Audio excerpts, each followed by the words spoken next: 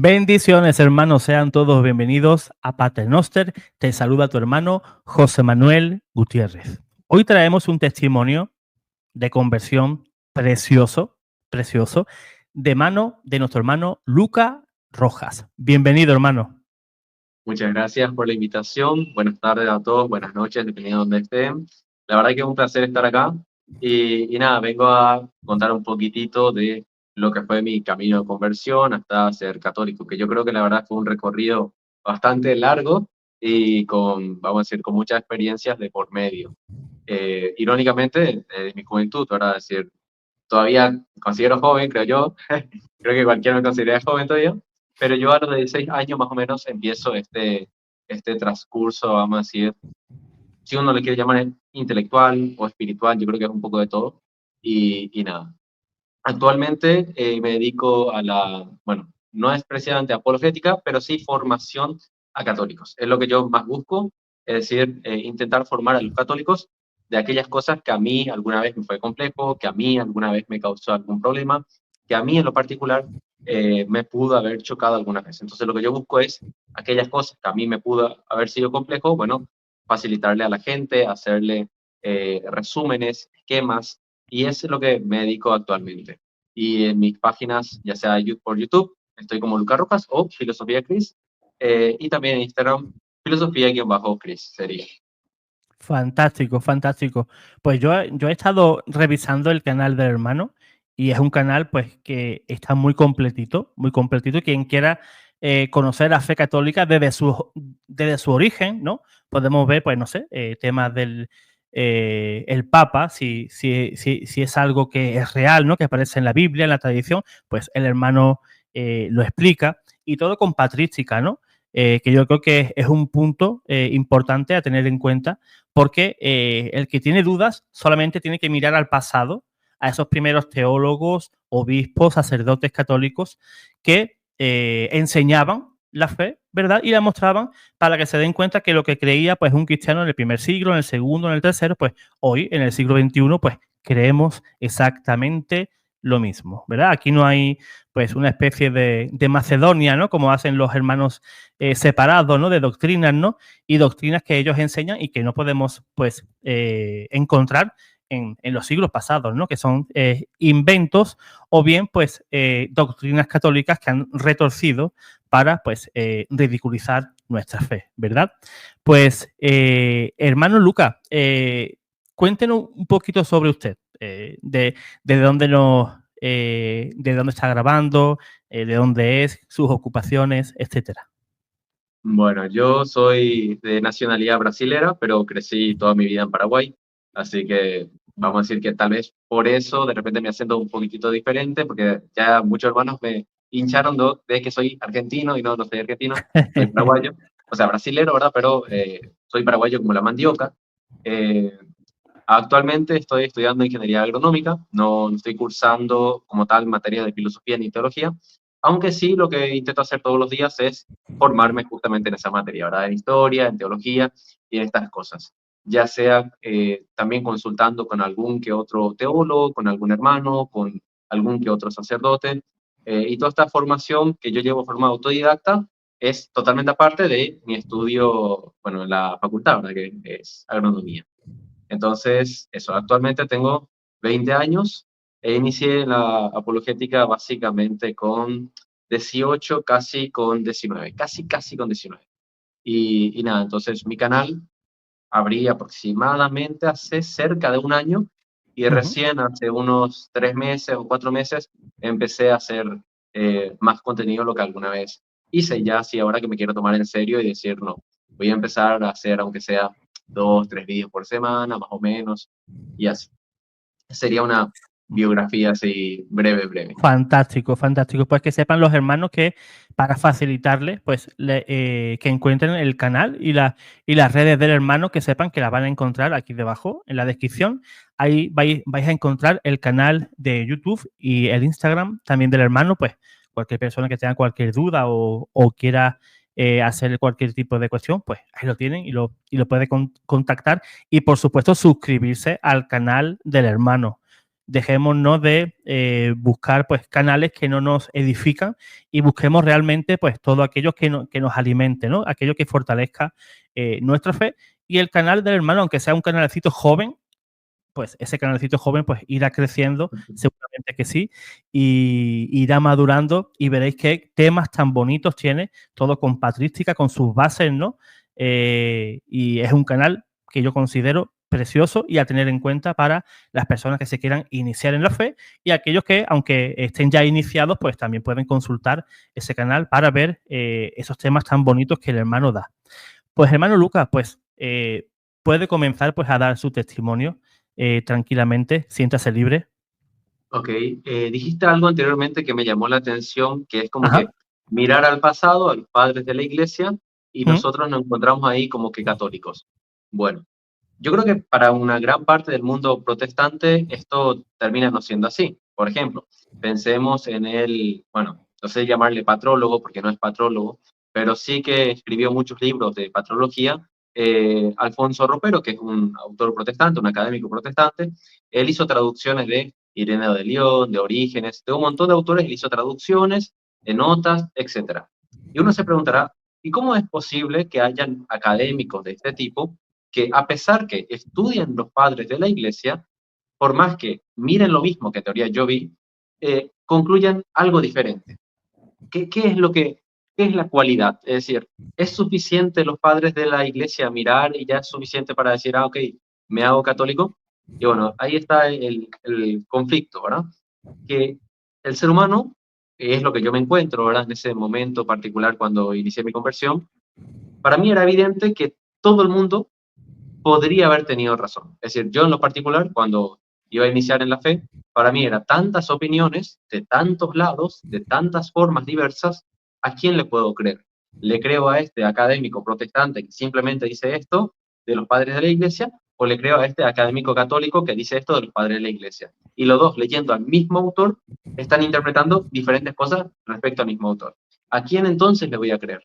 Este era un conflicto que yo creo que todos le ocurre a todo católico, a todo protestante, porque choca esa realidad de que hay diferentes interpretaciones, nuevamente, de la misma persona, del padre de la iglesia en este caso. Y por tanto, el camino en realidad de aquel que busca la verdad es desenmascarar aquello que está oculto o intentar al menos aclarar lo que está borroso. ¿Qué es lo que está borroso? Las opiniones. En vista que todo el mundo opina, todo el mundo tiene diferentes cosmovisiones y yo no puedo decir, no, no vale la opinión de Alfonso Ropero porque es un protestante sesgado, porque exactamente lo mismo podría ser a la inversa. No vale la opinión de, a ver, qué sé yo, de Ratzinger porque también es otro papa sesgado. ¿Se entiende? Es decir, se puede usar la misma argumentación, que en realidad es un sofisma, de un lado como del otro. Entonces, el problema no está en un descalifico a este y descalifico a aquello, sino a leerle a este y a leerle al otro. Y leyendo a ambos, a ver qué encuentro en ambos. ¿Qué es lo que a mí, en lo particular, me da a entender? Y por tanto, me parece que esta es una crisis que nosotros vivimos hoy y que yo viví y que muchos que están en la fe viven, que es una crisis de eh, buscar la verdad, pero con tanta niebla, con tanta dificultad para ver esto, que hace falta, y siempre fue necesario, pero más que nunca, esa confianza y sinceridad en Dios. No ese sesgo de que yo le busco a Dios y busco mi satisfacción, busco primero que me complazca, que me lleve al lugar que me guste, que me llene de amigos, que me llene de cosas que a mí me gustan, y luego empieza a creer en Él, sino que voy incluso si no me gusta, creo incluso si no quiero creer, acepto aunque me disgusta lo que estos dicen. Esa sinceridad es lo que más hace falta hoy para acercarse a la fe. Porque obviamente, y yo lo digo así desde mi punto de vista juvenil, ¿verdad? Cuando yo tenía 16, eh, obviamente da muchísimo más gusto, y esto yo lo digo porque así era para mí mi experiencia, irse a una iglesia evangélica que irse a una iglesia católica. A mí, espíritu juvenil, da más gusto escuchar una prédica, así todo, dirían los argentinos, zarpada, lleno de retórica, de esto, de aquello, como una especie de show, y la verdad que eso podría causar más emoción al joven que irme a una misa, que es tan protocolar, y la persona que se va pues no está entendiendo lo sacro que es todo lo que ocurre. Entonces es natural que uno se aburra y dos, no entienda ni siquiera por qué esto, por qué aquello, por qué esto, por qué aquello. En cambio, un culto protestante, por lo general, en términos generales, al menos si hablamos del pentecostalismo, es muy eufórico, mucha emoción, mucho lloro, eh, mucha, mucha juventud, diría yo, ¿verdad? Porque es como que te enciende. Entonces es un grave conflicto, porque la persona que se va a esto se siente contento, pero no es un parámetro decir yo me siento bien, yo me siento a gusto, yo siento mi conexión con Dios. Para mí nunca fue eso un parámetro, porque yo también creo que el hombre, así como decía Descartes, los sentidos a nosotros nos engañan.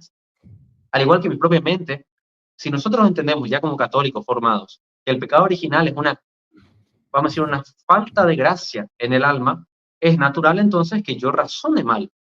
No es que mis sentimientos son los más puros del mundo, no es ni siquiera que mi inteligencia es más puro del mundo. Al contrario, dentro de lo que yo pienso hay errores, dentro de lo que yo siento hay errores, dentro de lo que yo creo hay errores. Entonces no es un parámetro. Me siento bien, siento que mi relación con Dios está fuerte. No era para mí un parámetro eso.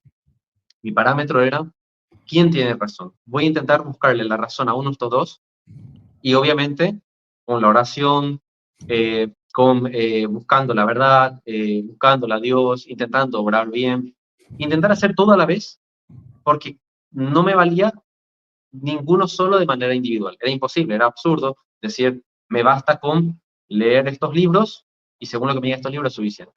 No, tenía otra vez que criticar el libro, tenía otra vez que decir, de lo que dijo el libro, ¿será cierto? Porque el 90% de las cosas que dice un libro, y esto es en general, son afirmaciones gratuitas. Son la opinión de un autor sobre algo, pero ese algo vos no leíste. Simplemente él está mencionando ese algo y está diciendo ta, ta, ta, ta, ta, ta. Entonces vos tenés que irte a ese libro y leerte realmente a ver si puedes concluir lo mismo que él. Y ahí esa complejidad de la verdad. Antiguamente, a mí me gustó muchísimo esta frase de Pascal, cuando él no hizo su libro como tal, sino que hizo escrito diferente, lo se recopiló en el libro Pensamientos, que él decía que la Iglesia Católica es el único, o la única iglesia, que cumple con un pasaje del Evangelio que Jesús decía, te alabo Padre, porque diste a conocer estas cosas a los humildes y se los ocultaste a los soberbios. Entonces Pascal decía, la Iglesia Católica, cuando proclama un dogma de fe o cuando proclama cualquier creencia, hasta el más ignorante, al que no entienda absolutamente nada, puede creer una verdad revelada completamente y con toda seguridad. En cambio, fuera de la Iglesia Católica, lo que ocurre es todo lo que yo acabo de mencionar, pero esporádicamente, totalmente superfluo. ¿Cuál es la verdad? ¿Qué es lo que debo de hacer? ¿Qué es lo que debo de creer? Creo esto, mañana puedo creer aquello, hoy puedo profesar una fe, por ejemplo, bautismo, mañana puedo ser anabaptismo, luego puedo ser neopentecostal, luego otro día puedo decir, no, yo soy luterano. Ese cambio en realidad es por esa falta de un pilar de la verdad. Y si bien Dios nunca coloca una carga a uno que no pueda sobrellevar, no para todos, esto es lo que yo creo, ¿verdad? No para todos Dios le va a exigir el mismo rigor intelectual. Para uno, tal vez, a Dios le más que baste darle, vamos a decir, una experiencia que vive. Tengo un conocido mío, por ejemplo, que era católico, luego se hizo evangélico, y yo lo único que tuve que explicarle, lo único que tuve que hablar, es decirle, todos van a opinar diferente, y hasta que vos no estés en la Iglesia Católica nunca vas a creer algo en concreto. Y cuando él vivió esa experiencia y pudo confirmar lo que yo le dije, luego de eso dijo, no, yo voy a volver a ser católico, porque me doy cuenta de lo que vos me dijiste, me doy cuenta que hasta que yo no sea católico, todos los días voy a cambiar de opinión, todos los días voy a escuchar algo nuevo, todos los días no voy a poder saber cuál es la verdad. Entonces, no todo ser humano, lastimosamente, Dios sabrá por qué, está capacitado para poder, vamos a decir, dilucidar la verdad. Pero sí, todo ser humano está capacitado para encontrar la verdad, aunque no sepa exactamente los motivos exactos, ¿verdad? Porque acá yo no es que hable hebreo, no es que hable griego, no es que hable latín, no es que sea un filólogo, no es que sea un teólogo, no es que sea un filósofo. Es decir, todo esos estudios uno requiere en realidad para llegar vamos a decir, a ciertas cuestiones de la verdad, y yo al menos no estudié nada de eso. pero las pocas cosas que yo estudié, al menos a mí, me bastaron para decir, este debe de ser el camino. Entonces, lo que yo me encuentro, uno de los puntos principales, y es irónico, es la Biblia. Cuando yo me voy a la Biblia, en ese tiempo, desde chico siempre tuve esa experiencia con pentecostales, porque mi hermana es pentecostal, muchos de mis familiares son pentecostales, y siempre ellos te quieren evangelizar, ¿no? Porque el católico en teoría no sabe nada de Biblia, nunca en su vida parece que ni leyó la Biblia, supuestamente, según la cabeza de ellos. Entonces siempre te quiere evangelizar y te evangeliza con la Biblia. Bueno, lo que a mí me ocurría era que cuando me evangelizaban, etcétera, yo no podía interpretar exactamente de la misma manera que ellos. Entonces yo ya encontraba en mí algo que no hay en ellos. Entonces tenía que pensar, ¿a quién le creo y por qué? Me creo a mí mismo, pero yo puedo estar equivocado. Le creo a él, pero él podría estar equivocado. Entonces necesito buscar más. Y en el momento que yo leía la Biblia, encontraba principios, yo intentaba como que buscar primero lo más fundamental, a lo menos fundamental. Tal vez no pueda decir contundentemente que cuando Jesús le dijo a Pedro, sobre esta roca edificaré mi iglesia, tal vez no pueda decir rotundamente, esta es la iglesia católica, en ese momento digo. Pero sí, aunque sea, puedo decir que Cristo tuvo que haber dejado una iglesia, porque no tiene sentido de que cada uno pueda formar una iglesia. Entonces yo buscaba los principios más fundamentales, que yo creo que son algo así como que todo el mundo podría coincidir conmigo, y a partir de eso buscar, vamos a decir, el lugar, la doctrina verdadera, etcétera. Y bueno, por este camino, digamos, por la Biblia, que es lo que yo resalto, por la propia Biblia, yo me di cuenta que el único lugar posible era la Iglesia Católica, porque era el único lugar que me podía dejar claro una doctrina, porque era el único lugar que podía hacer diferencia teológica entre todas las cosas que uno se preguntara. Es decir, no puede ser que yo hoy me pregunte, por ejemplo, los testigos de Jehová no permiten la donación de órganos porque dice que ahí está el pecado, pero hay otro que permite eso. ¿A quién le creo? Pero luego hay otro tema, por ejemplo, sobre la concepción del embarazo, ¿verdad? También los métodos anticonceptivos, ¿qué tipo? ¿Por qué? Esas respuestas se responden de infinitas maneras según la denominación que vayas. Al ver yo tantas formas de interpretar algo que para mí es fundamental, no puede ser que sea esta nomás, no puedo irme acá y luego ellos otra vez cambiar de opinión cuando yo estoy con ellos. Entonces, ¿quién responde todas esas preguntas? ¿Quién me responde? Y me puede decir una definición lógica, no que una opinión que se le ocurrió nada más. Porque según la denominación que vaya, por ejemplo, los pentecostales, un pastor responde diferente al otro. No es que tiene un manual de teología que agarra y dice, ah, mira, esto.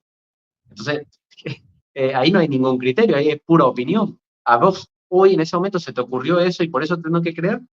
En cambio, la Iglesia Católica era diferente. Era 2000 años de historia, de pura filosofía, de pura teología, donde tenía desarrollado tantos conceptos que si yo buscaba un tema en particular, podía encontrar ahí una definición dogmática, unos conceptos interesantes que yo podía analizar, y era una gigantesca diferencia que yo me encontraba, y ahí, mientras leía Chesterton a la par, me chocaba muy fuerte su frase, que era que decía que solo la Iglesia Católica ha liberado al hombre de ser esclavo de su tiempo. Porque luego toda institución humana se ha adaptado a su tiempo, se ha adaptado al tipo de soberanía del Estado, se ha adaptado a las políticas, se ha adaptado a los movimientos filosóficos, pero en la Iglesia Católica nunca ha ocurrido esa transición, al menos en el aspecto doctrinal fundamental, digamos. Y yo mirando eso dije, ah, no, para mí está claro, es decir, ¿de qué me sirve ser pentecostal? Vamos a decir que surge en el siglo XX, cuando todos los pentecostales opinan diferente. O sea, eso ya es una barbaridad. Dentro del mismo círculo, de la misma denominación, sobre temas fundamentales, opinan diferente. Pero, ¿cómo qué ejemplos yo podría dar de cuestiones fundamentales? Bueno, voy a dar uno que para muchos le choca, ¿verdad? El bautismo. El bautismo, ¿hay un pecado original? ¿Qué es el pecado original? ¿Cómo se define el pecado original? ¿Qué es el pecado? ¿Qué es el pecado contraído? ¿Qué es el cometido? ¿Cómo eso afecta a mi vida? Son preguntas que no me puedes dejar con un tal vez puede ser esto y luego mañana cambio de opinión. Porque para la cosmovisión católica, tanto ortodoxa como el rito latino, el pecado original es aquello que te condena por simplemente estar en vos. Y por tanto es necesario que el niño reciba el bautismo. Si es así, si esta definición es cierta, entonces no puedo dejar de bautizar a niños, por ejemplo. En cambio, un bautista, todos aquellos que surgen mucho después de la Reforma, en el siglo XVII más o menos, porque los luteranos bautizan niños, los calvinistas bautizan niños, los metodistas bautizan niños, los anglicanos también bautizan niños, los presbiterianos también, pero con otros motivos, ¿verdad? Pero esta gente, por alguna razón completamente anacrónica a la historia, mira al pasado y dice, yo me olvido de todo lo que ha creído la cristiandad sobre este punto y decido no bautizar niños porque, según mi interpretación bíblica, en realidad es una opinión pura, eh, no hay que bautizar. Entonces, lo que yo me encuentro ahí en realidad es que sobre cuestiones que para los protestantes, no sé por qué, le parece relativo, para mí siempre fue fundamental. Y no es porque yo busque como una seguridad en todo. De hecho, yo siempre explico que la fe a mí me confirma lo que la razón me puede demostrar. No es que yo con la razón, no es que yo pueda demostrarlo todo, simplemente tengo razones suficientes para que la fe me confirme esas razones suficientes. No es que yo quiero que todo sea evidenciable, que todo sea demostrable. Simplemente me parece a mí que estas cuestiones, por ejemplo, la Eucaristía, el bautismo, el matrimonio, qué significa ser cristiano, la eclesiología, la sucesión apostólica, estas cuestiones no son para estar jugando como una vez me escribió un metodista y me dijo, John Wesley tiene sucesión apostólica eh, y por eso nuestra iglesia es válida. Y yo me quedé como, bueno, está bien, pero yo me recuerdo lo que dice Ireneo de León en contra de los herejes, en su libro, y él dice, aquel hereje que por más que recibió sucesión apostólica se aparta de la iglesia, ya no pertenece a la iglesia. O sea, no me hacía ningún sentido esta clase de opiniones. Y yo eso veía en la patrística. Miraba a los padres de la iglesia y encontraba que sus doctrinas eran netamente católicas. Y si es que se parecía en algo a un metodista, a un calvinista o algo así, es meramente porque era católica. Y claro, el luterano tiene una familiaridad mucho más con la Iglesia Católica que un neopentecostal con la Iglesia Católica. Entonces son estas cosas que yo eh, iba viendo. No sé si quieres comentar algo sobre eso, José. Pues sí, Eh, San Agustín decía algo también muy parecido, ¿no? A lo que tú has comentado sobre John Wesley. Decía San Agustín que el espíritu no va tras un miembro amputado, ¿no? Era algo parecido a lo que tú comentaste, ¿no? Y es cierto, una persona que se separa de la iglesia, pues ya no tiene sucesión apostólica. Ya si él ordena sacerdotes, si él celebra sacramento, pues eso para la iglesia no es sacramento, ¿no? Ahí no hay validez. Por eso es la importancia, ¿no? de permanecer fiel a la iglesia. Y el punto que tocaste del bautismo, pues es un tema central, ¿verdad? De nuestra fe. No se puede dilatar ese bautismo pues a esa nueva criatura, ¿no? Porque igualmente, por muchos que ellos leen la Biblia, no encuentran ningún tipo de similitud del bautismo, por ejemplo, con la circuncisión judía, ¿no? Que la circuncisión, pues, se hacía a los 8 días de nacido, ¿no? Jesús mismo tuvo que pasar por ahí, fue circuncidado a los 8 días. Y San Pablo, a los de Colosenses, le dice que el bautismo, pues, es en el nuevo pacto lo que era antes en el antiguo, ¿no? La circuncisión. Antes la circuncisión era una marca en la carne y hoy, pues, el bautismo deja esa señal, pero en el alma, ¿no? En el espíritu del individuo. sí, él comparaba, me recuerdo esa parte que dice, morimos con él y resucitamos con él. ¿Y cuándo morimos con él y resucitamos con él? ¿En qué momento? Esa es la pregunta. ¿En qué momento? Así es. Bueno, un católico va a interpretar que es en el bautismo, es decir, ahí yo morí para la resurrección ya inmediatamente. El pecado, dice San Agustín, justo en este libro, Confesiones, en esta editorial, en la página 175, que en el momento que recibió el bautismo, le fue perdonado todos sus pecados, hasta los más mortales, desde su nacimiento hasta ese momento. Yo me pregunto, esta idea de que el bautismo perdona pecados es unánime en los padres de la iglesia. Creo que no hay absolutamente ni un padre de la iglesia que niegue esto. En cambio, un pentecostal ni siquiera cree que borra un solo pecado. un neopentecostal tampoco. O sea, o un bautista tampoco. Entonces, ¿cómo algo que yo veo que toda la cristiandad unánimemente creía, esta gente rechaza y yo voy a decir, ok, tenés razón, no tiene ningún sentido, ¿verdad? Pero no solamente es en el bautismo, es en diferentes cuestiones doctrinales. Yo en lo particular me acerqué más a la iglesia por el aspecto filosófico, es decir, al analizar las cosas que tienen que ver con la verdad, por ejemplo, que necesito un principio de unidad. El principio de unidad no puede ser, por más que le duela a muchos, la Biblia misma, ¿ok? No puede ser la Biblia misma por un simple y una cosa obvia, que quien interpreta la Biblia es el hombre, y si yo puedo interpretar de una manera distinta al otro, bueno, ya es más que suficiente como para poder decir que es un principio inútil, un principio que no sirve para la fe. En cambio, un principio de unidad de autoridad no solamente es lo histórico, no solamente es los padres de la iglesia, sino que es lo obvio. Es la fe no es razón pura. La razón pura es la que los gnósticos creían que podían llegar a Dios simplemente con el razonamiento puro y luego ya con los evangelios cada uno llegaba con una relación personal con Dios y ellos creían que esa era la manera de relacionarse con Dios. Pero a fin de cuentas, todos creían de manera diferente, todos profesaban una fe diferente. Pensemos, por ejemplo, en Maní, ¿verdad? Que hizo el maniqueísmo, y él agarró un poco de todo. Él dijo, agarró un poco de Jesús, agarró un poco del Espíritu Santo, agarró un poco de los hindúes, agarró un poco de los budistas, mezcló todo y creó el maniqueísmo. Pero a fin de cuentas, ¿el maniqueísmo qué es? Y bueno, una evolución que se dio en el tiempo del gnosticismo. Y todo tipo de herejías, a fin de cuentas, como una especie de yo agarro lo que a mí me parece porque yo interpreto eso del mundo. Agarro la Biblia, yo interpreto esto y bueno, voy agarrando cosas del mundo y creo una religión totalmente innovadora, diferente, y luego ya empieza el juego del lenguaje donde dicen Cristo no es religión, entonces hacen ya una dicotomía con la palabra religión.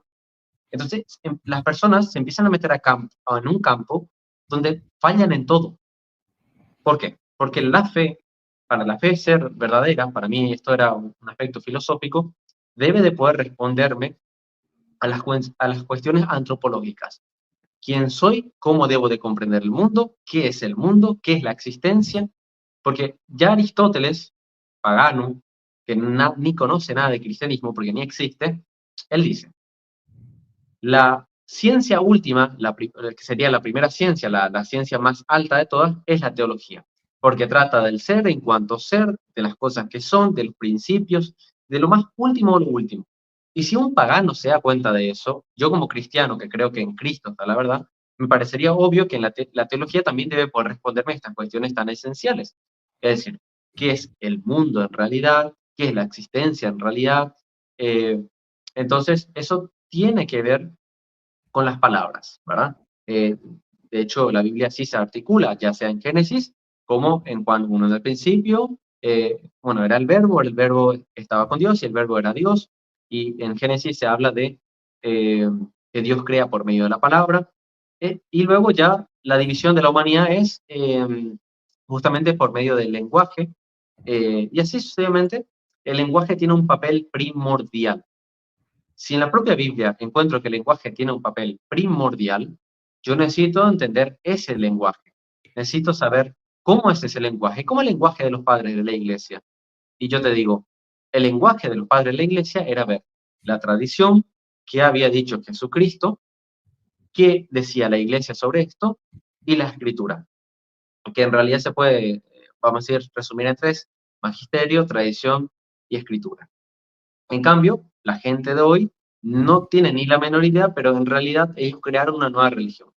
Cada individuo es una nueva religión, porque cada individuo te define diferentes conceptos súper fundamentales. Por ejemplo, ¿qué es religión? Eso es un concepto súper fundamental, porque si vos me decís, religión no es relación, ¿qué estás entendiendo por religión? Costumbres.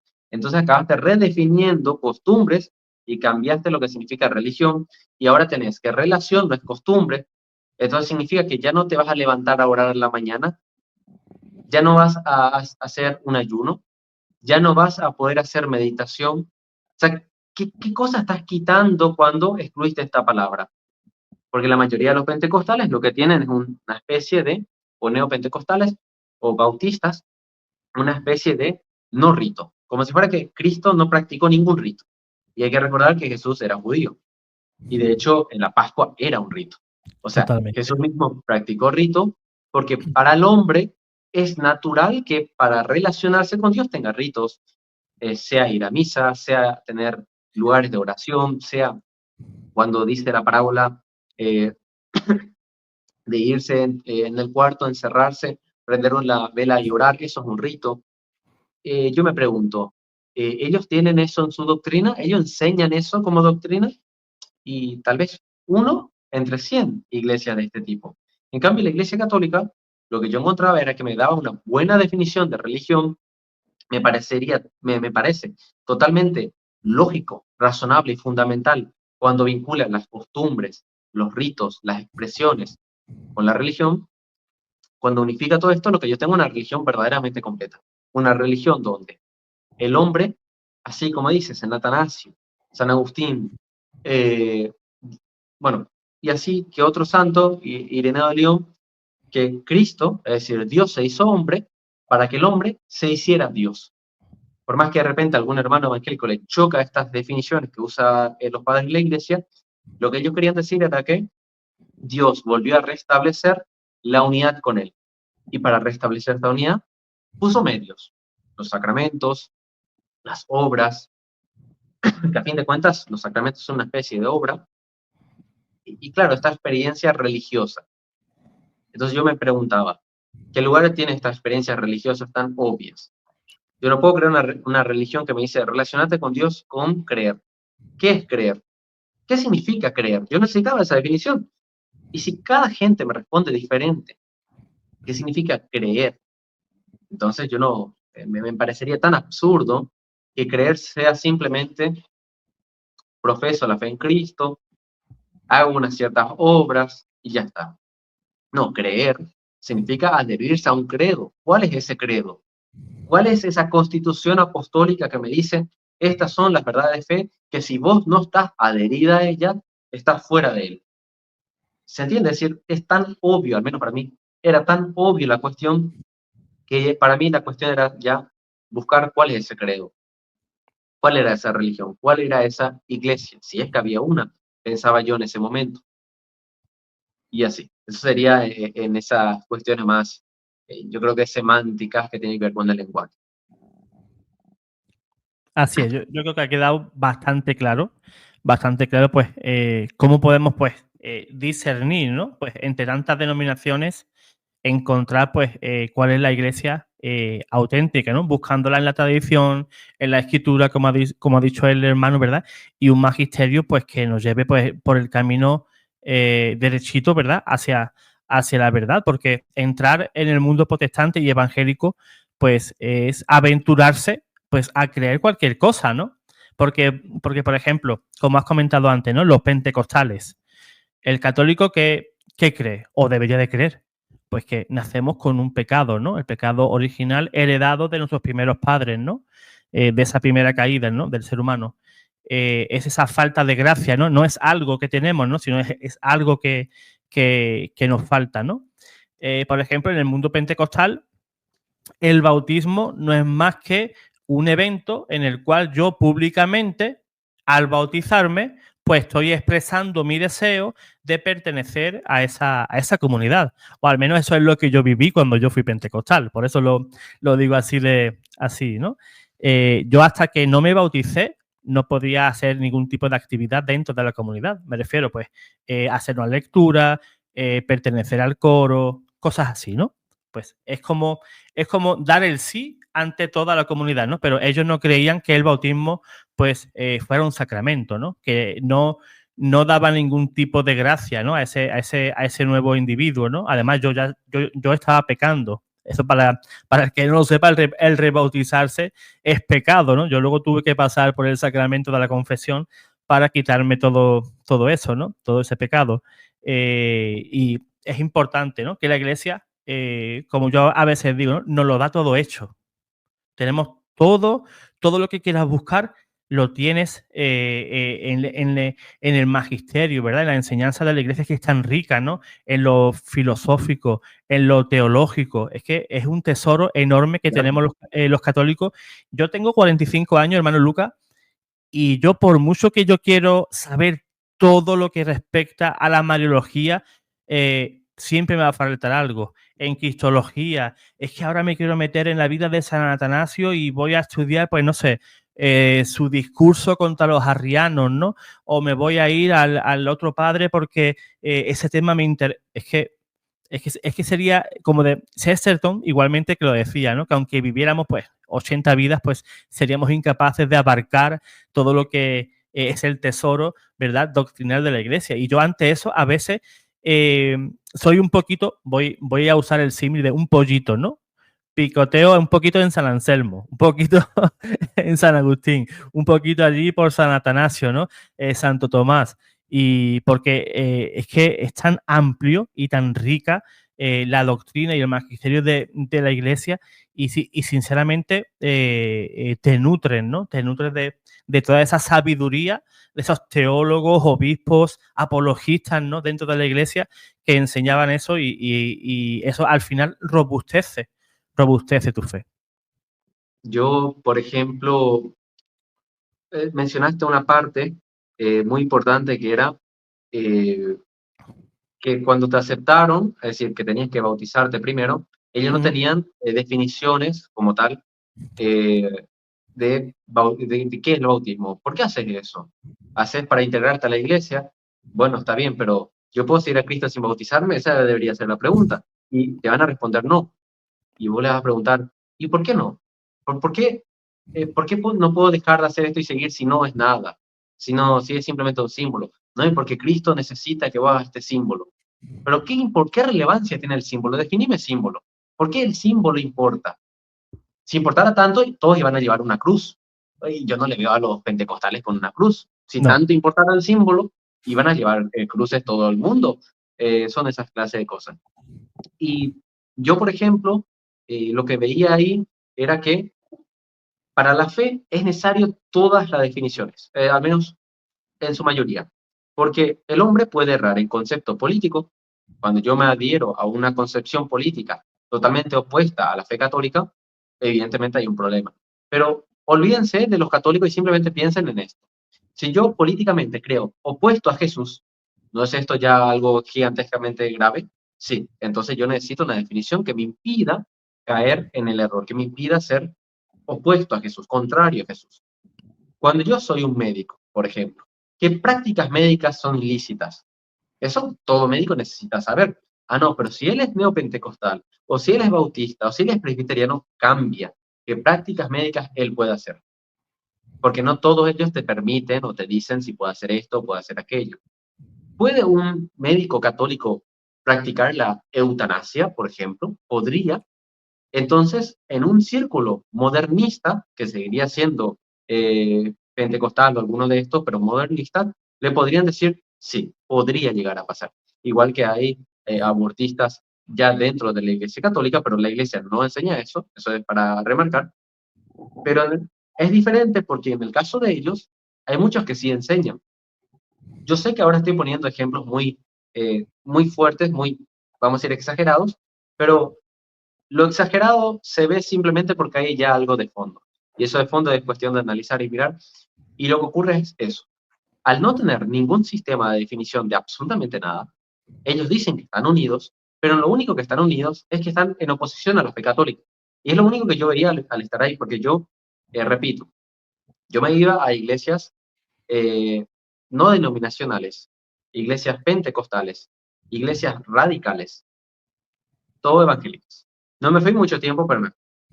Y la Iglesia Católica entré 3, 4 veces, tal vez, es decir, en ese proceso me refiero a decir, me iba a estas iglesias y la Iglesia Católica unas cuantas veces.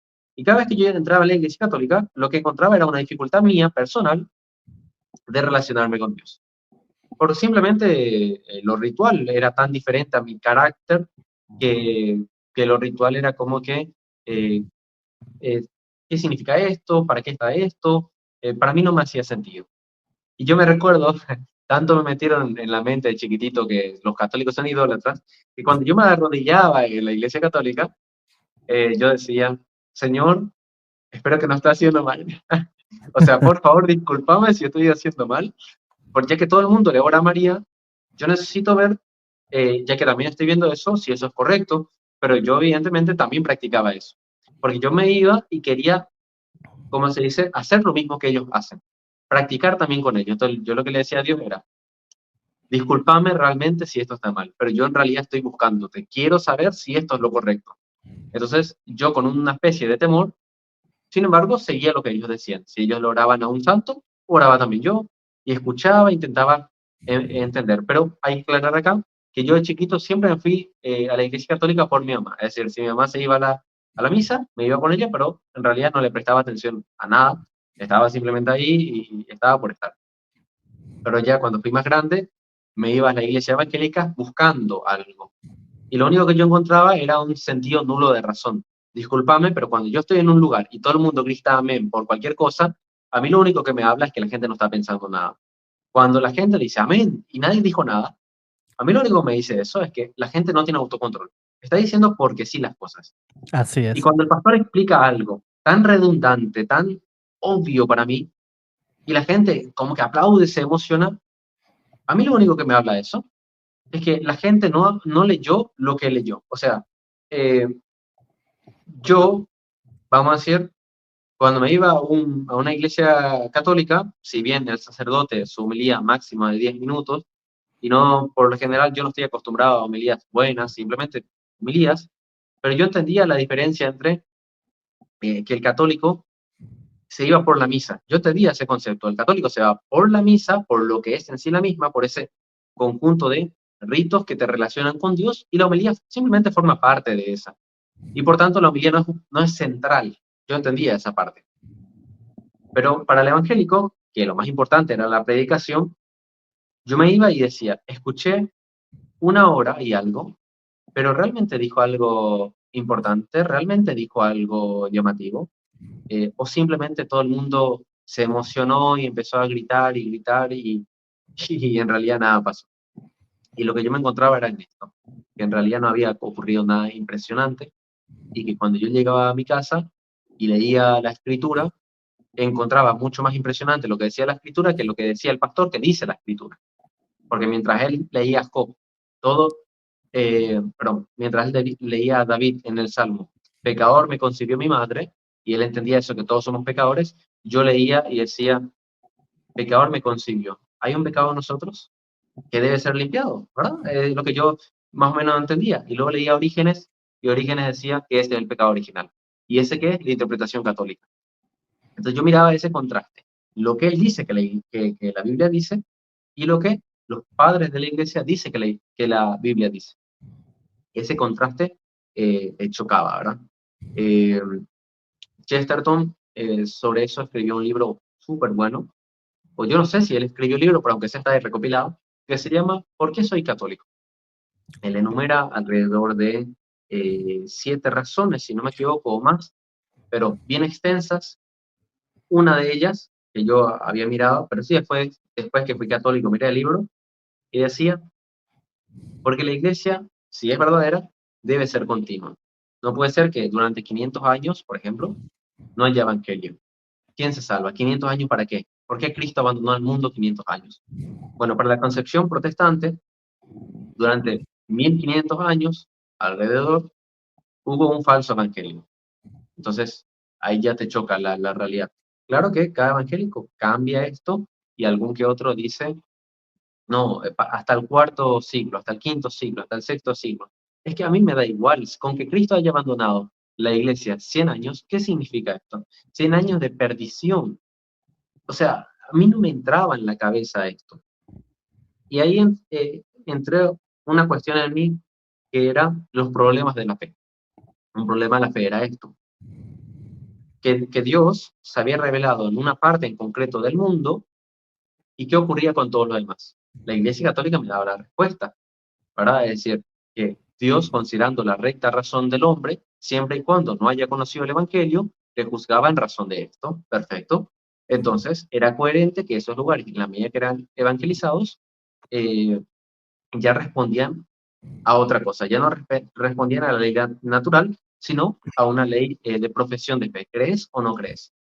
Y esa era una respuesta bastante consistente, a mí me parecía, y yo lo que me chocaba era que el evangélico crea, si es que creyera esto, que de repente Dios podría decir, toda la cristiandad durante 100 años, o 200, o 300, 400, se condena, porque no hay un verdadero evangelio. O si hay, es un minúsculo que está ahí perdidísimo, pero él no me puede mostrar.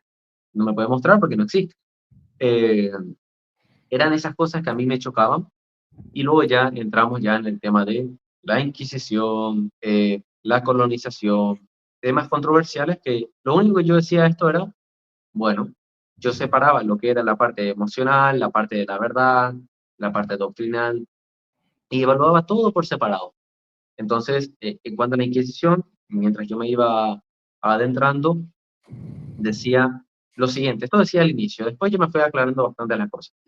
Decía, que los hombres hayan obrado mal no implica de que la iglesia haya enseñado mal. Porque si la iglesia tiene una enseñanza que viene de Cristo, pero los hombres obran mal, de eso no puedo seguir que la iglesia se perdió. Entonces yo empezaba a analizar el caso. Y bueno, ya después de eso me fui desmitificando lo que es la leyenda negra en general en su aspecto genérico, ¿verdad? Por ejemplo, hay un libro muy bueno de Vittorio Messori que se llama La leyenda negra de la iglesia. Buenísimo. Eh, Sí, es muy bueno. Resume como unas 8 leyendas, creo, y en términos generales él explica. Si es de la Inquisición, yo me leí un libro excelente, luego ya otros, ya sea Imperofobia, la leyenda negra española, de, creo que era María Gallego, y hay otro libro que es La Inquisición, un tribunal de justicia, de Cristian Iturralde, que es un historiador argentino. Argentino. Y así, yo me iba estudiando estas cosas y me daba cuenta cómo todo lo que la gente repetía estaba completamente, vamos a decir, plasmado de un odio. Y yo no entendía por qué. ¿Por qué odias tanto a la Iglesia Católica? ¿Qué te hizo tanto la Iglesia Católica para que vos le rechaces de este modo? ¿Por qué te crees tan fácilmente las cosas malas que se dicen de la Iglesia Católica, pero no de la fe? No cree que su fe, por ejemplo, que Cristo no existió, porque hay miles de historiadores en la historia que intentaron hacer este mito, que ni siquiera Jesucristo existió, o que separan el Cristo de la fe del Cristo histórico. Y yo me preguntaba, ¿por qué vos decís que esto es todo falso sin nunca haber leído nada? Sin nunca haber leído nada, vos decís que Jesús existió, el Jesús histórico y la Biblia está acá, pero nunca en tu vida leíste nada, pero vos decís eso. ¿Por qué vos con tanta facilidad podés afirmar que la Iglesia Católica es la gran ramera, que hizo esto, que hizo aquello, si nunca leíste? Pero lo que yo encontraba era que en el mundo hay un odio y un resentimiento muy grande a una institución. Y irónicamente yo veía lo que yo veía en Cristo. En Cristo, por más que hizo cosas buenas, por más que hizo milagros, etcétera, la gente le repudió, le rechazó en diferentes contextos, diferentes momentos, pero a fin de cuentas la gente blasfemó contra él. Y ese mismo pasaje histórico yo veía en la iglesia, que la iglesia católica pasaba por mentiras, por calumnias, por ataques, por guerras, pero sin embargo había algo particular, sobrevivía. Y esa supervivencia, a mí, me parecía que era la demostración de que Cristo era Dios. No solamente de que Cristo dejó una iglesia, sino que Cristo era Dios. Porque para que Cristo sea Dios, yo necesito algo que yo pueda palpar, aunque sea, ya sea las razones de cambio histórico y así, pero una de las razones, y para mí lo más fundamental, era que él dejó una institución que hasta hoy en día continúa, y cuando yo miro la historia tuvo tantas formas de desaparecer en el mundo, pero sin embargo continúa. Entonces, para mí, visiblemente, me parecía que la Iglesia Católica era una demostración de que Cristo realmente era Dios. Eso así en una síntesis sobre eso. Así es. Porque la iglesia, pues, no poco ha sufrido, ¿no? Que si el Imperio Romano, el Islam, el comunismo, el ateísmo, ¿verdad? La iglesia, pues, ha tenido que luchar siempre con enemigos de gran calado, ¿no? Y siempre ha salido victoriosa, ¿no? Que eso demuestra, ¿no? Una vez más, como dice el hermano, pues que esa institución es una institución divina, ¿no? Había una frase del padre Perrone en el catecismo de los protestantes, ¿no? Y él afirmaba, decía, si el protestantismo hubiera sufrido la mitad de las persecuciones de la Iglesia Católica, hoy no quedarían ni sus cenizas. Y yo creo que eso es una gran verdad. Es que eso es un punto muy importante. Cuando uno mira la historia, es que ni siquiera hace falta leer mucho para darte cuenta de esto. ¿Qué es lo que ocurre con el protestantismo? Se disuelve solo, se desintegra solo. No hace falta que nadie se meta para que Lutero se pelee con Calvino y diga, no, yo voy a ser calvinista, o sea, voy a armar una iglesia y vos vas a abrir otra. Y Lutero va a decir, nosotros somos los reformados. Y Calvino va a decir, nosotros somos los reformados. Y luego de eso va a ocurrir Wesley y toda esta manga de gente, pero cada uno de ellos va a reclamar para sí algo que el otro reclama. No hace falta que nadie intervenga, solito ellos se disuelven. Y luego, ya del paidobautismo nació el anabaptismo, y luego del anabaptismo nacieron otros. Hasta el siglo XIX la mayoría de las iglesias protestantes usaban los deuterocanónicos, cosa que, por cierto, meto nada más acá, que nunca fue llamado deuterocanónico hasta el siglo XVI, que fue un teólogo católico que hizo esto simplemente porque había una discusión respecto a esto dentro del mundo protestante. Entonces, para referirse a estos libros, usó ese término.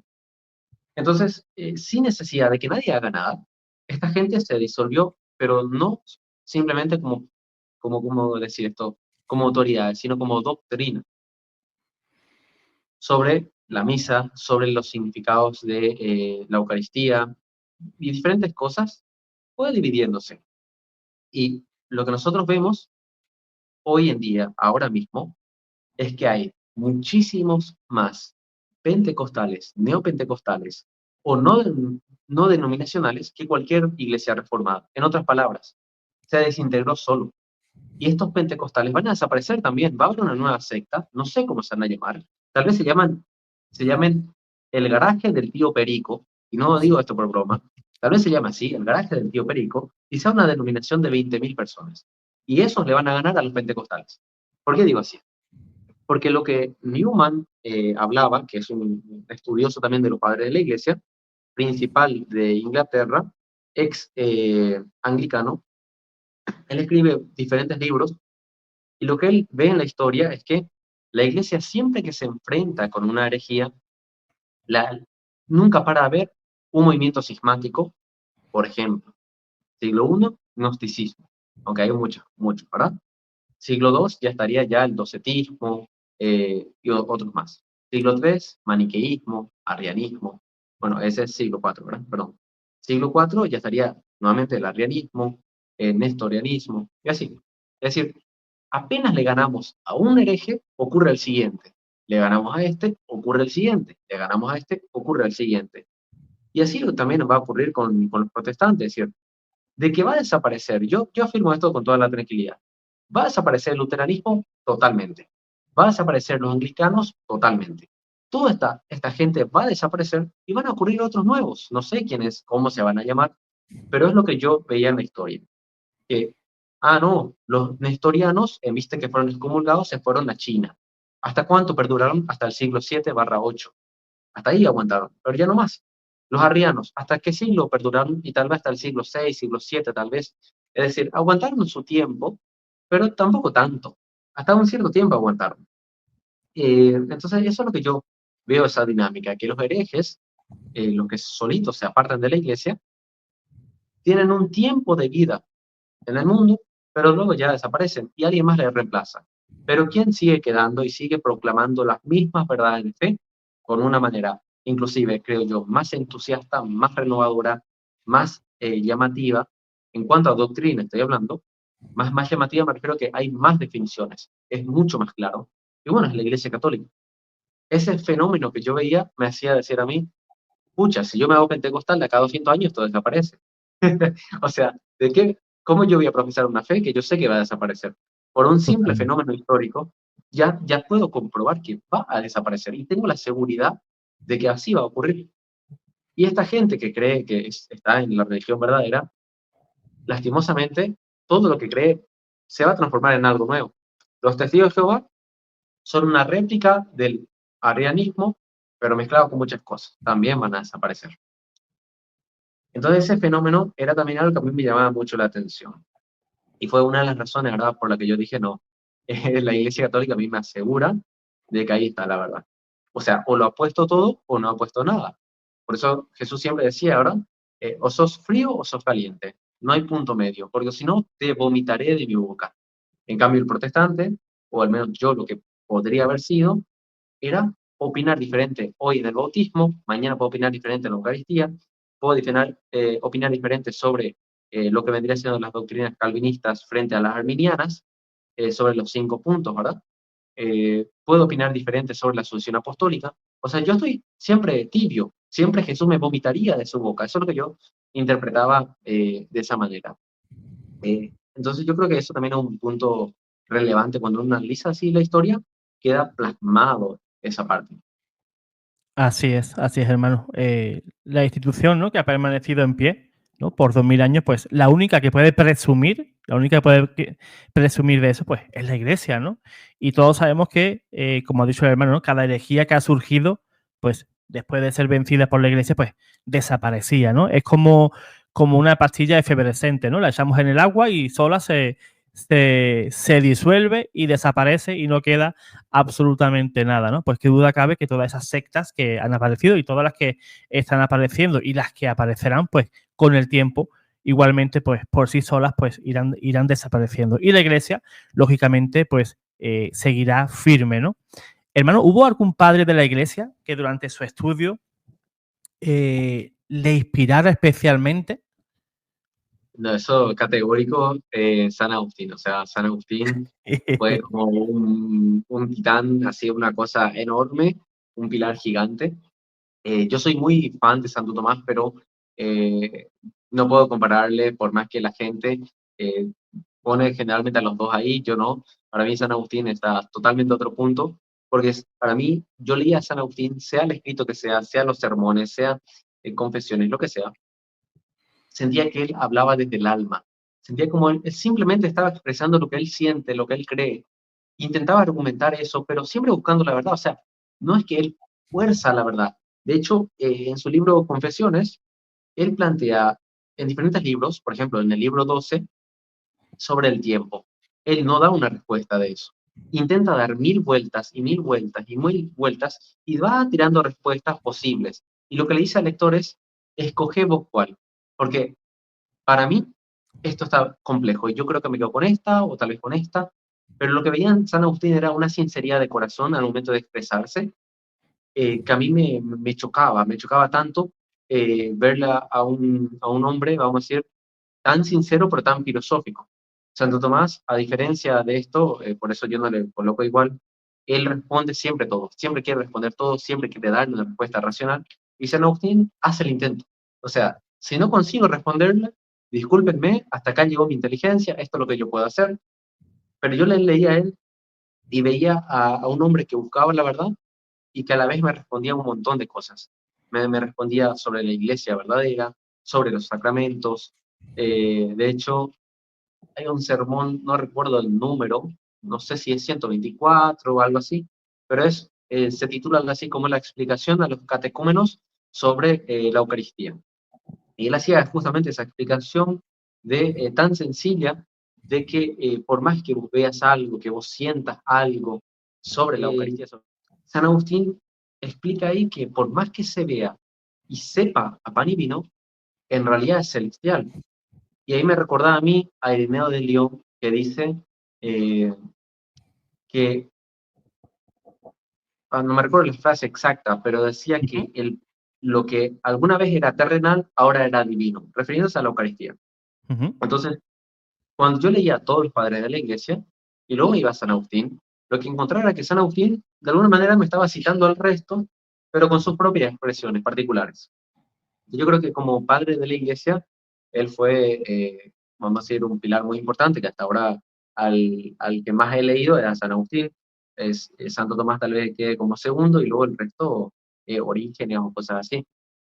Pero sí, los padres de la iglesia tienen una importancia muy, muy grande para mí en esas cosas. fíjate, ahora al citar, ¿no?, a San Agustín, pues me acordaba, ¿no?, de ese intercambio de epístolas, ¿no?, que se intercambiaba San Agustín con San Jerónimo respecto a los deuterocanónicos, ¿no? Pues todos sabemos que San Jerónimo era un poco reacio, ¿no?, con el tema de los deuterocanónicos, ¿no? Y San Agustín pues lo tuvo que meter un poquito por vereda, ¿no? Ahí hubo un intercambio de epístolas, y es brillante San Agustín, pues cuando le escribe a él, ¿no? Pues los motivos por los que él se tiene que someter, pues a la autoridad de la iglesia, ¿no? Y llevar a cabo, pues toda esa obra, ¿no? Y te das cuenta de que San Agustín, como obispo, ¿no? Y San Jerónimo, pues tenía que obedecer, ¿no? Pues a su superior, y San Jerónimo, pues al final, pues acató, ¿no? Acató lo que decía San Jerónimo, ¿no? Aunque muchos protestantes, pues tomen a San Jerónimo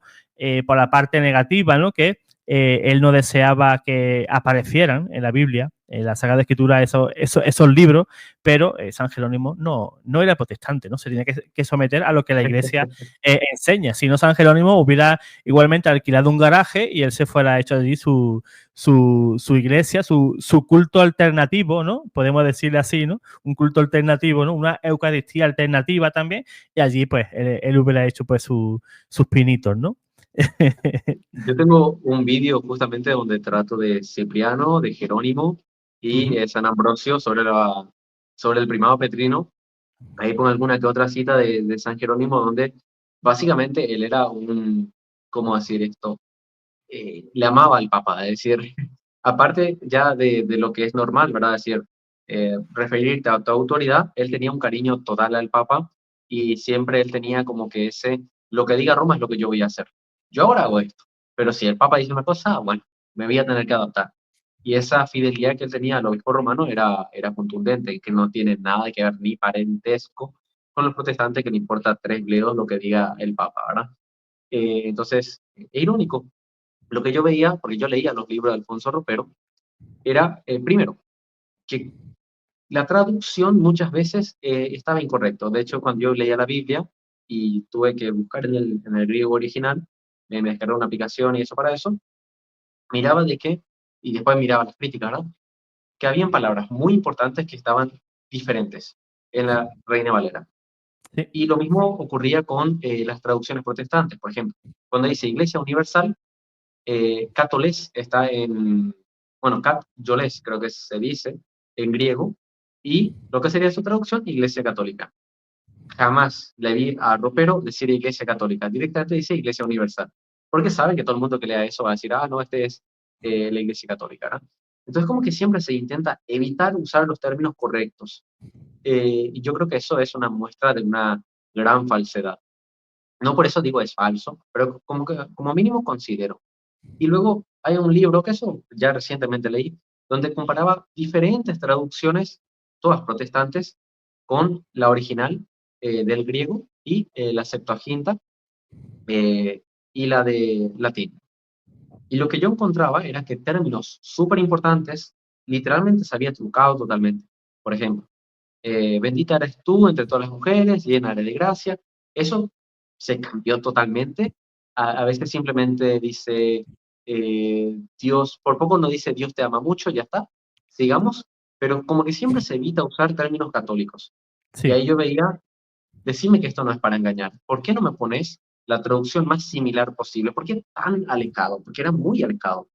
Al menos yo leía eso y decía, no, esto es muy diferente. Y ahí estaba la cuestión obvia. ¿Cómo voy a ser yo protestante y no analizar la Biblia? ¿Quién me dio la Biblia? Es un punto súper fundamental. ¿Cómo yo puedo confiar de que de inicio a fin, primero que nada, el manuscrito estuvo bien escrito? Segundo, que son solo eso y no más libros. Tercero, de que no haya algún añadido, porque los hay, y no por eso dejan de ser inspirados.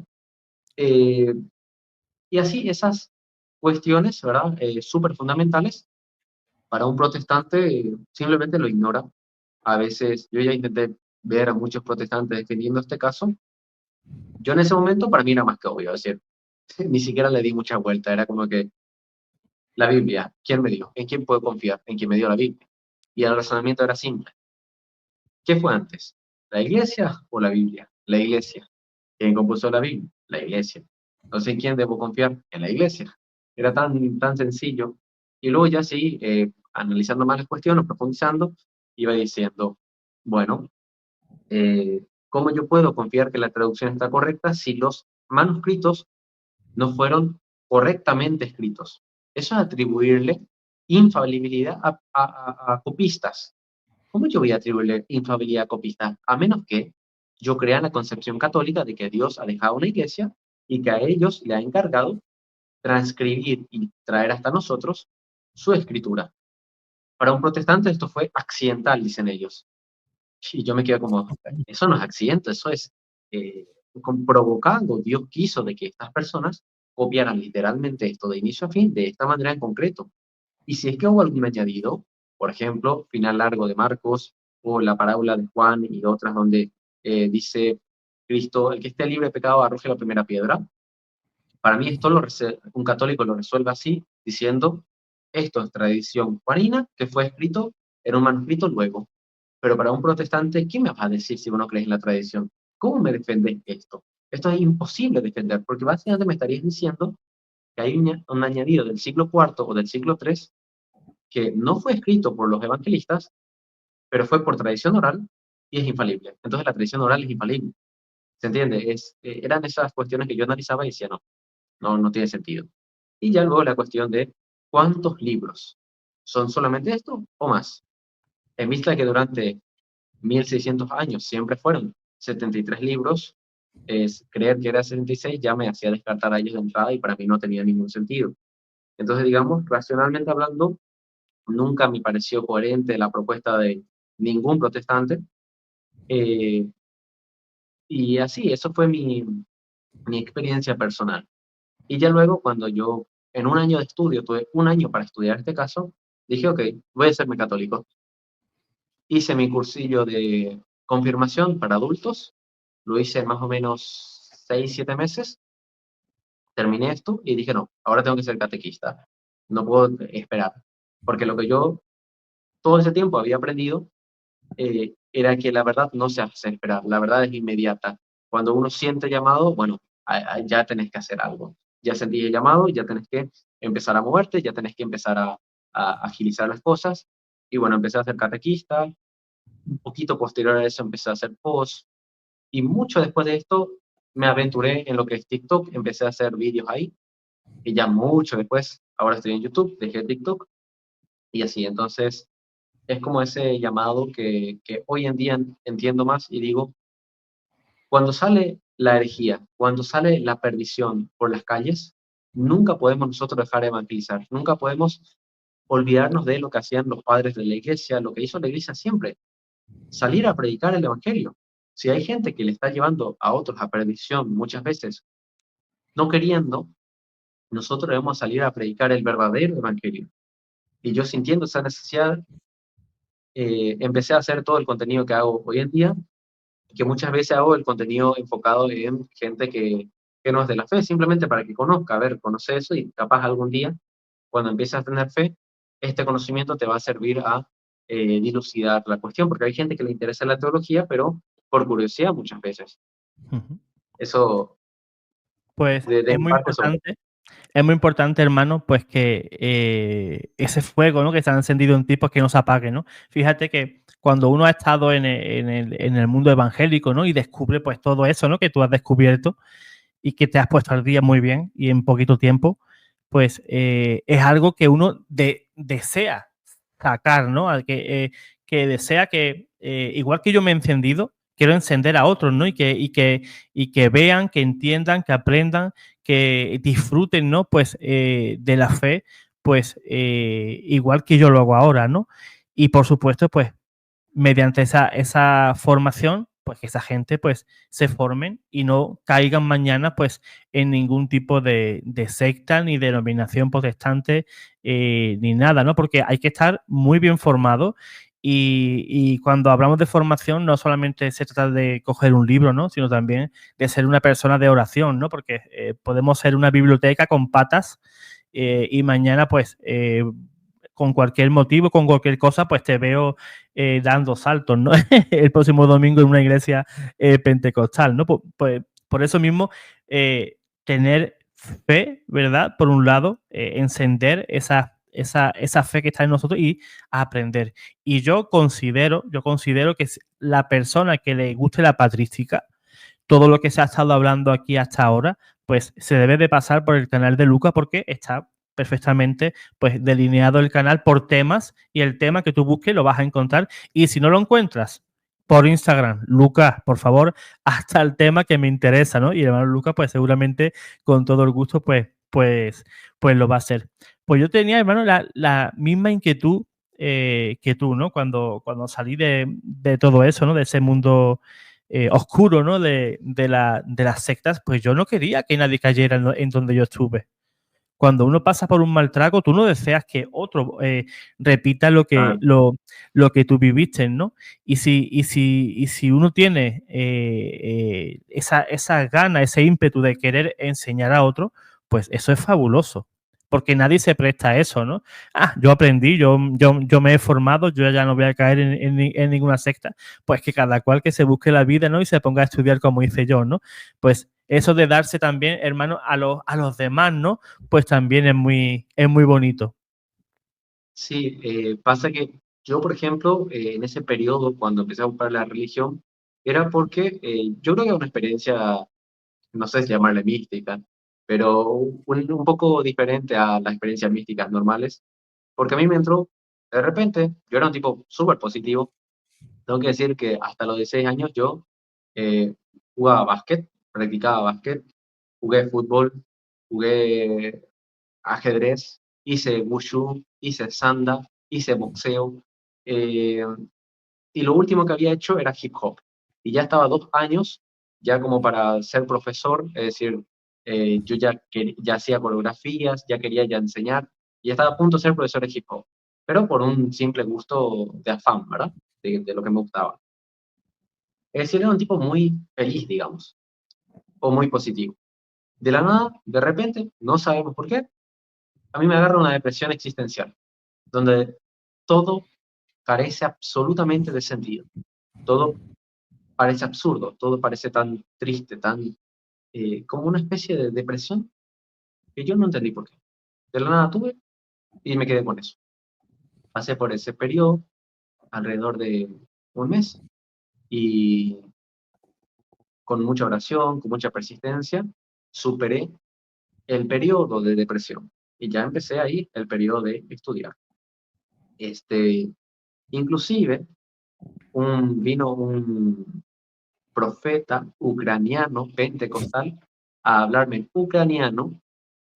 Mi cuñado, que es alemán, entiende ucraniano, él me hizo la traducción, él es pentecostal, eh, que básicamente tuvo un sueño conmigo, justamente porque le había pedido que ore por mí, por mi vida, mi cuñado. Entonces viene y me dice lo que él soñó conmigo y lo que Dios quiere de mí. Eso fue un día antes de mi cumpleaños, creo, justo de mi cumpleaños, fue como ahí. Entonces yo tuve esa experiencia mística, digamos, y fue un pentecostal quien vino a hablarme, pero no por eso yo creí que ese era Dios, no por eso yo creí que este es el camino. ¿Se entiende? Mi deducción no era así de sencilla de, mi experiencia de dolor y no sé qué cosa, y ahora vino un pentecostal a decirme todas estas cosas, y encima de allá de Ucrania. No, mi deducción fue, bueno, está bien, Dios me quiso hablar a través de él, espectacular, sigamos en marcha. Ahora necesito saber cuál es la verdad. Superé este periodo de depresión, no sé cómo, gracias a Dios. Ahora necesito buscar la verdad. Y desde ahí mi hambre nunca paró.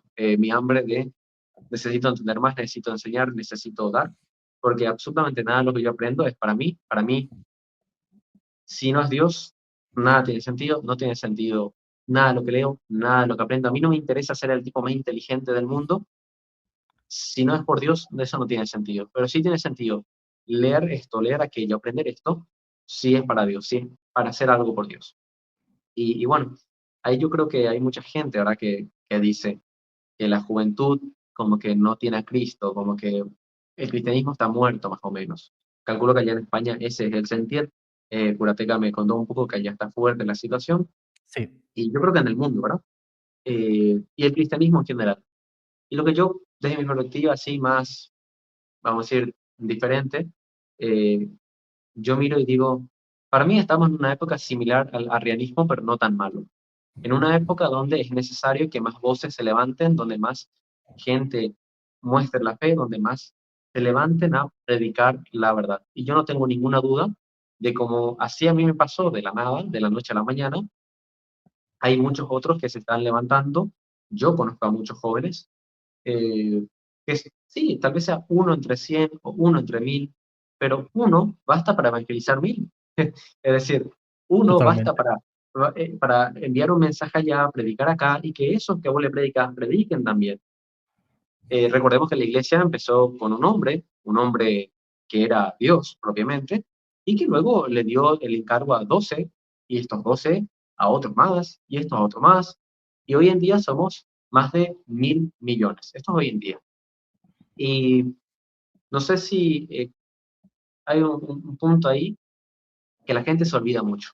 La gente dice, somos menos católicos y cada vez hay más musulmanes, cada vez hay más protestantes. Y yo lo que le quisiera decir a esa gente es, hay un fallo pequeñito ahí en el razonamiento, hay un pequeñito fallo. No es que cada vez seamos menos católicos, es que los católicos, y digo así, nos estamos muriendo. Porque los católicos, los países católicos como España, tienen cada vez menos población. Los países ateos también lo tienen. Pero países como China siguen teniendo buena población y ellos son justamente países bastante, al menos alejados de la fe cristiana. Los países musulmanes también. Y los países protestantes tienen la cualidad de que muchas veces tienen 8 hijos, 10 hijos, los países alemanes. Es una cuestión numérica. Para mí, esa es una parte interesante. Es decir, no es que cada vez haya menos católicos, sino que una familia católica, por alguna razón, le entra miedo y tiene solamente 2 hijos, 3 hijos, y claramente un protestante que no tiene esa mentalidad, que puede tener 6, 8 hijos, ya te gana numéricamente, ya son 8 protestantes más para ellos. Y algún día, si vos le predicas, yo te aseguro que ellos van a llegar a ser, van a estar en la fe, completamente en la fe verdadera. También los musulmanes, cada vez crecen más, se duplican, pero otra vez, una cuestión numérica. Cuando vos me decís, hay 2000 musulmanes, 2000 millones, supongamos más, no hay esa cantidad. Yo lo que te diría es, ¿y cuánto ellos profesan su fe? Apenas y entienden su fe. Entonces lo que vos tenés Totalmente. que hacer es enseñarle. Y te aseguro que por más que seamos menos, capaz algún día, quién sabe, empezamos a ser más nosotros. O bueno, también podría ser que no, ya que Cristo no es como que nos dice siempre van a estar bien, al contrario. Pero yo no veo ahí una cuestión de la fe cristiana católica está muriendo. Para mí esa es una falsa expresión. En realidad es una cuestión, primero, numérica y luego ¿cómo se dice esto? De concepción. ¿Hay más musulmanes? Sí, pero preguntarle si entiende su religión. No entiende su religión. ¿Hay más protestantes? Sí. Preguntarle si entiende su religión. No entiende su religión. ¿Hay más católicos? Y bueno, está disminuyendo. Pero creo yo que hay más católicos que están entendiendo su fe ahora que antes. Yo creo que hoy en día hay más católicos que se forman, que entienden, que protestantes que se forman o musulmanes que se forman. Y yo creo que nosotros le estamos ganando a todos ellos en la cuestión de la formación. Entonces yo creo que es como algo muy, muy llamativo que yo veo. Y más a mí en particular acá en Paraguay, que en Paraguay estamos muy mal en formación, pero yo miro y digo no. Eh, la iglesia, aunque sea despacio, parece que está triunfando a su manera, que solamente Dios sabe cómo es su manera. Así es, hermano. Yo noto, ¿no? Por los comentarios del canal, los hermanos que se incorporan al canal, pues que yo noto mucha hambre de Dios, muchísima hambre, muchísima hambre. Yo recibo todos los días montones de correos, de WhatsApp, y yo noto que la gente tiene muchísima hambre de Dios y quieren saber y quieren aprender. Y yo no sé si dentro del mundo musulmán o en el mundo protestante tienen ese hambre de saber como el que tiene el católico, ¿no? Ellos sí, ellos quizás vivan su fe, pero la viven de diferente manera, ¿no? El pentecostal, pues, es una persona, pues, bajo mi punto de vista, pues, un poco básico, ¿no? El culto, no, luego fuera del culto, pues, básicamente, pues, me cuesta creer, ¿no? Por lo que yo he vivido y por los pentecostales que yo he conocido, ¿no? Que no se forman, no se forman. Ellos mismos se desconocen, como tú mismo dijiste, ¿no? Quizás está en un lado de una acera hay una iglesia pentecostal, enfrente hay otra, y las dos se desconocen, y las dos creen en cosas diferentes. A ver, si sois pentecostales y si os ponéis a hablar de la Biblia, os vais a tirar la Biblia acá a la cabeza. Te voy a contar una innovación teológica breve, pero yo conocí ahora pentecostales que creen que la Eucaristía realmente Cristo está presente ahí. Y eso es Vaya, nuevo. Eso yo creo que no existe en ninguna parte del mundo no, no, y no. yo conocí. Y son una congregación de Alemania, tiene Bien. alrededor de 250.000 miembros, me contaron, y yo ahí me quedé como que, wow, esto es nuevo, esto es siglo XXI puro. Pero, pero, Entonces, ni pero siquiera ellos saben que hay muertos. me gustaría preguntarle si Jesús está en la presente, pero ¿en qué Eucaristía? ¿En la suya o en la nuestra? Claro, es decir, ¿qué le valida que sea real o no? Eso no creo que más que ellos puedan responder. Sí, sí, sí, porque ellos le llaman, ¿no? La Santa Cena, ¿no? Y lo ven, pues, no sé, cada 2 meses, cada 3 meses, cuatro, cuando le parece, ¿no? Al pastor, y te dan un trocito de pan común, ¿no? Pan común de el que podemos comprar todos en el supermercado, ¿no? Con levadura, por supuesto, y un poquito de vino o de jugo o de mosto, ¿no? Y no hay ningún tipo de sacralidad, y da igual si yo ayer pues le robé la cartera a alguien, pues no importa, yo igualmente tomo ese pan y participo en la Santa Cena, ¿no? Pero es curioso, hermano, que algunos pentecostales, si tienen conciencia de pecado, no toman la Santa Cena. Pero a ver, si eso es un símbolo, eso no es nada, es un recordatorio. ¿A quién ofendes? Claro. Esto es totalmente relativo porque la opinión de quién es. ¿Quién es el sujeto? O sea, ¿quién decide? El sujeto. Según que su recta razón, según ellos, es decir, su propia conciencia.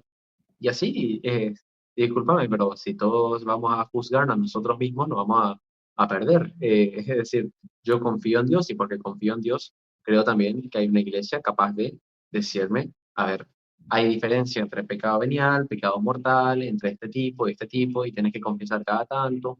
Es una cuestión súper fundamental. Y así, entonces hay muchas cosas que uno encuentra en la Biblia, sea por ejemplo la confesión de pecados, que al ellos no practicar, yo digo, discúlpame, yo no puedo creer en algo así, porque a mí me parece obvio la comisión de pecados. Totalmente. Y fíjate que he llegado a ver pastores, ¿no? Y oír a pastores de decir que ellos nunca han visto, ni en el Antiguo ni en el Nuevo Testamento, pues el tema de la confesión, ¿no? La confesión auricular, ¿no? Que un sacerdote te oiga los pecados. Y digo, bueno, ¿tú qué Biblia lees? ¿Tú qué Biblia lees? Porque no tiene nada que ver con la mía. Si nos vamos a Levítico, ¿no? Por ejemplo, en el capítulo 6 y 7, pues ahí tenemos la confesión, ¿no? Tenemos también, pues, esa confesión de pecados que hacía el pueblo judío una vez al año, ¿no? Donde el sumo sacerdote entraba al lugar santo y entraba y ministraba ahí, ¿no? Pues por los pecados del pueblo, ¿no? Y luego, si nos vamos al Nuevo Testamento, pues igualmente estamos viendo a Jesús dar autoridad a esos nuevos obispos, ¿no? Para perdonar pecados en su nombre. No perdonar yo a Luca porque me ha ofendido, ¿no? Sino que Dios que perdone el pecado, ¿no? Entre nosotros sí, Claro, está muy bien. mira Dime, un Luca. poco esa parte, ahí uno se da cuenta. El 90% de los protestantes hoy en día, al menos en Sudamérica, Ujú. tiene tan poco conocimiento de la historia, pero así nulo, que ellos viven creyendo estas cosas de que nunca se dijo la historia, de que la Iglesia Católica hizo esto, de que la Biblia dice aquello, pero en realidad ellos nunca leyeron completo la Biblia, y si leyeron, bueno, ni siquiera se quedaron detenidamente a leer, ¿verdad? No es que se profundizaron. ¿Qué significa cuando Cristo le dice a los apóstoles, a quienes ustedes perdonen los pecados, les serán perdonados, y a quienes ustedes los retengan, les serán retenidos? ¿Qué significa? Y para esta gente directamente es como que lee ese pasaje y se olvida la existencia del pasaje. Eh, Totalmente. es lo que yo veo en particular, ¿verdad? Y eso es algo llamativo porque ellos tienen que negar lo que dice la Biblia, lo que dice la historia y lo que dice el simple razonamiento porque ellos no creen igual que nosotros. En cambio, el católico puede creer lo que dice la historia al analizar la historia y es mucho más formado. Yo me doy cuenta de eso porque cuando yo miro los canales protestantes, los apologistas protestantes, dicen tantas tonterías y la gente le cree. Entonces, ¿cómo vas a llamar a eso formación? Si yo te estoy enseñando supuestamente de que San Jerónimo era tan protestante como Lutero, ¿qué va a enseñar?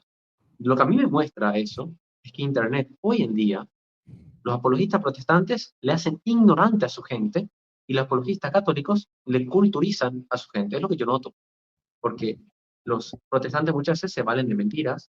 No sé por qué, porque yo creo que no es necesario si ellos buscan la verdad. En cambio, el apologista católico, con razones, vamos a decir, eh, históricas, intenta demostrar su fe. Y eso es algo muy importante. Tal vez haya más protestantes, tal vez sí, pero le aseguro de que la formación que estamos recibiendo hoy en día, de hecho hay un colegio de apologética ahora nuevo, internacional, católico, que se llama The Sun, creo que era, no he visto, nada más salió, y yo veo esas cosas y digo, cada vez hay más formación católica, que a este ritmo los protestantes caen por su propio peso. Y yo me doy cuenta porque gente paraguaya que yo conozco está Ujú. muy bien formada, algunos, no digo todos, pero más. Pero yo nunca hasta ahora, nunca, y esto lo digo así, literal, nunca me topé con un solo protestante acá en Paraguay formado. Me topé con uno que era calvinista, pero justamente porque era calvinista, ¿me está entendiendo? Es decir, el calvinista es tal vez, qué sé yo, 10.000 personas en todo Paraguay, algo así más o menos. ¿Y el resto qué? Vos me estás diciendo que en serio, que de todos los protestantes que yo vi en Paraguay, y el único que yo puedo considerar formado es un calvinista. No tiene nada que ver con la mayoría. La mayoría no está, no sabe nada. En cambio, católicos que yo me topé, sí me topé muchos formados, muchos.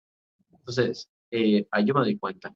Los pastores que yo conozco más famosos de Paraguay son gente muy ignorante, son gente que no sabe casi nada. Y eso es, la verdad, algo, eh, en teoría nos juega a nuestro favor, ya que significa que ellos se delatan a sí mismos y luego cuando vos hablas con un protestante ya te es más fácil. Aunque claro, muchos de ellos con su radicalismo religioso te atacan y así, pero se puede dialogar y vos le puedes enseñar tranquilamente lo que toda su vida le enseñaron mal. Y encima con pasajes muy obvios, tampoco es tan difícil enseñar, por ejemplo, la confesión de pecados. Ya ellos Totalmente. quieren dar 100.000 vueltas, pero la verdad que es bastante claro. Totalmente. Está claro que están idiotizando pues a su propia gente, ¿no? Enseñándole cosas que no son ciertas. Al final están metiendo la información que ellos dan por verídica y luego esa gente va a repetir lo que tú le has enseñado, ¿no? Y eso, ese fenómeno es un tanto curioso, ¿no? Porque tú no razonas, ¿no? Yo te puedo decir, Luca, pues el césped es rojo. Y tú dices, hostia, ¿verdad? ¿Verdad? Cierto, cierto, el césped es muy rojo. Y tú vas repitiéndolo a todo el mundo. Y tú dices, bueno, tú no tienes capacidad de razonamiento para darte cuenta por ti mismo que lo que te acaba de decir, pues no sé, algún hecho histórico, eso no es así.